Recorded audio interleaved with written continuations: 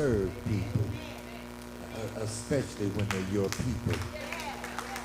And I want to thank y'all. Now, as a gift, I was going to preach a short sermon, but y'all done got me happy now.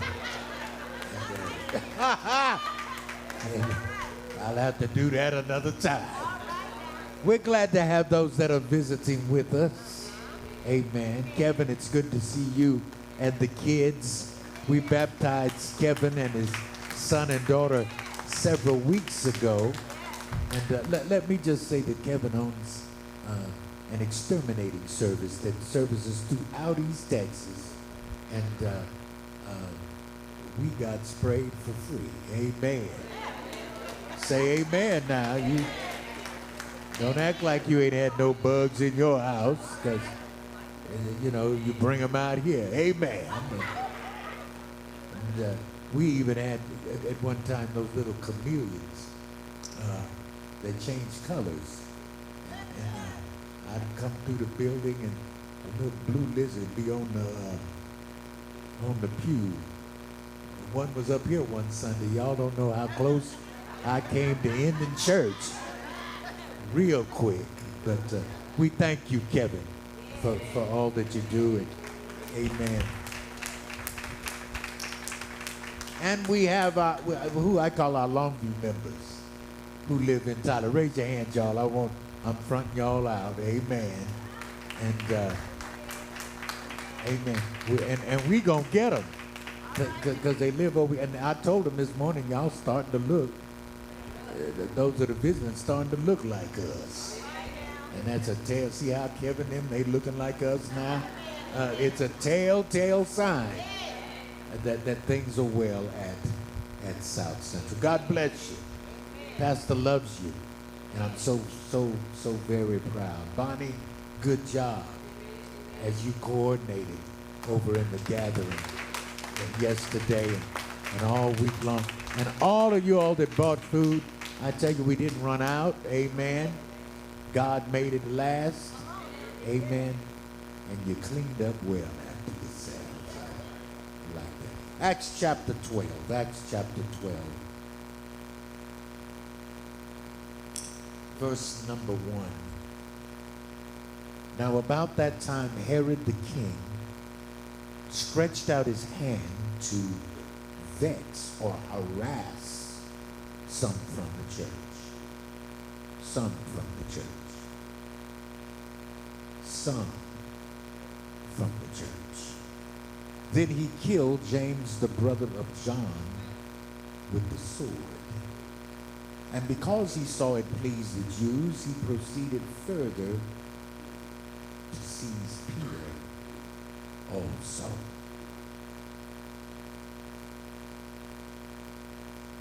I want to talk about the cost of belonging.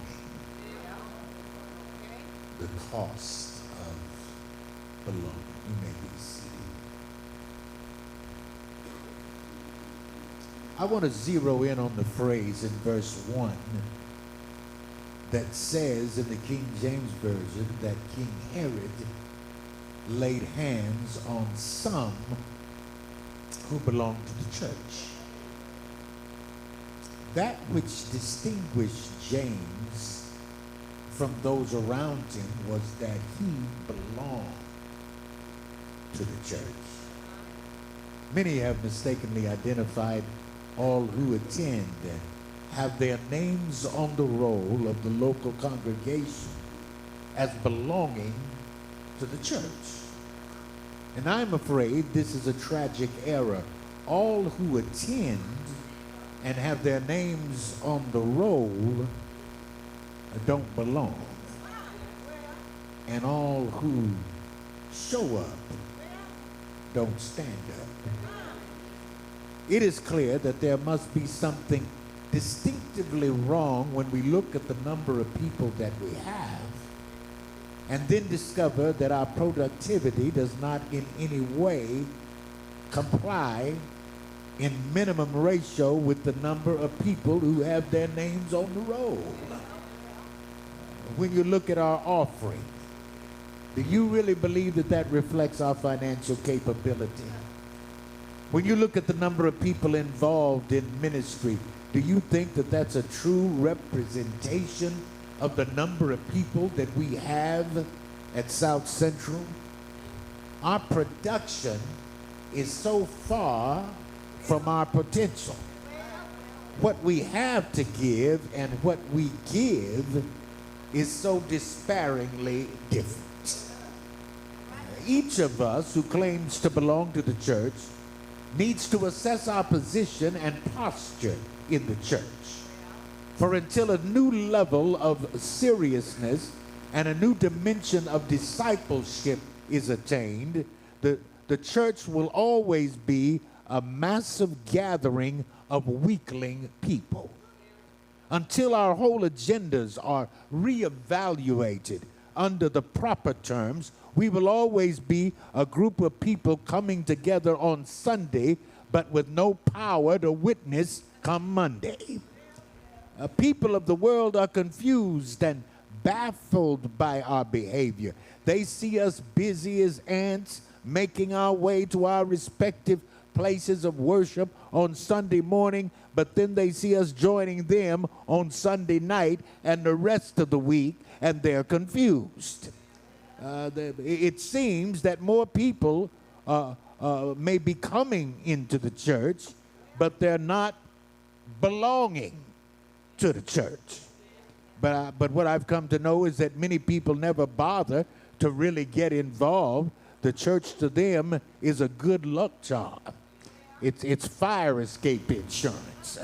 They feel it might help them to be identified with the church, such at times of weddings and funerals, so they get baptized or they start coming. But joining or getting baptized, is that really belonging?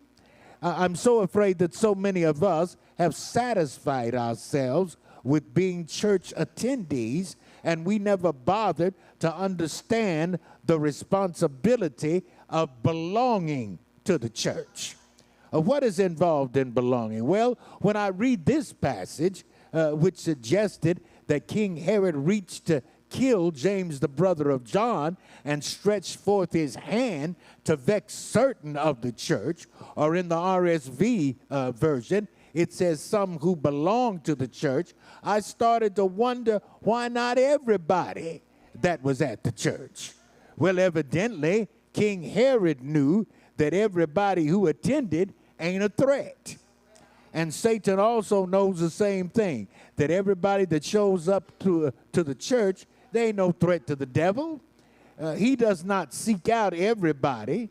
Some people always wonder, well, I hear old so-and-so always talking about they're having trouble fighting off Satan. Funny, he don't bother me. Well, the reason he don't bother you is because he already got you. If you're a child of God, I don't mind telling you, Satan bothers me. I said, Satan bothers me. Listen, I ain't talking about you.